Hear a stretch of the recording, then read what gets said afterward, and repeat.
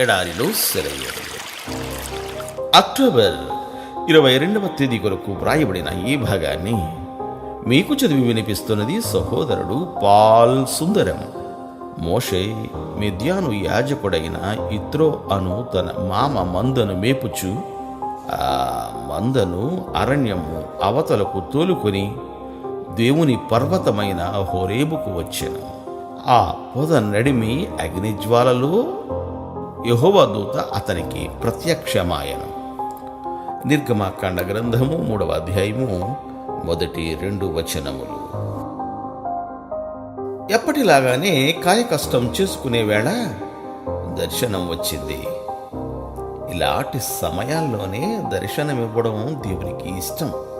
తన దారిని పోతూ ఉన్న మనిషిని దేవుడు ఎన్నుకుంటాడు.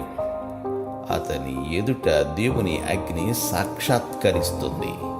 అనుదిన జీవితపు కష్టాల్లోనే కృపా సామ్రాజ్యం ఎదురవుతుంది. తండ్రి అయిన దేవ, మామూలు రోడ్డు మీద నీ సన్నిధి కోసం ఎదురు చూసే జ్ఞానాన్ని దయచెయ్యి. ఆశ్చర్య కార్యాల కోసం నేను అడగడం లేదు. దైనందిన విధులు, ఉద్యోగాలలో నాతో సంభాషించు.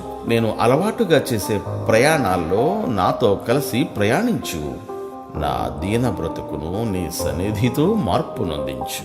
కొందరు క్రైస్తవులు అనుకుంటారు తామెప్పుడు ప్రత్యేకమైన దర్శనాలను, అంతులేని ఆనందానుభూతులను పొందుతూ ఉండాలేమోనని.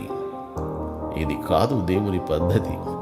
ఉన్నత స్థలాల్లో ఆత్మీయానుభవాలు, అగోచరమైన ప్రపంచాలతో అపూర్వమైన సాంగత్యాలు, ఇవి కాదు దేవుడు చేసిన ప్రమాణాలు. అనుదిన జీవితంలోనే ఆయనతో సహవాసం మనకు ఉంది, అది చాలు. రూపాంతరాన్ని కేవలం 3 శిష్యులు మాత్రమే చూశారు.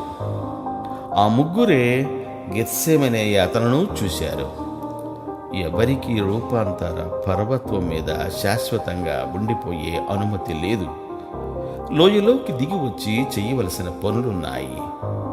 యేసు ప్రభువు తన మహిమలో కాదు గాని ఇహలోకపు శ్రమలోనే తన ప్రయోజనాన్ని మనుషులకు కనబరిచాడు, మెస్సియాగా కనిపించాడు.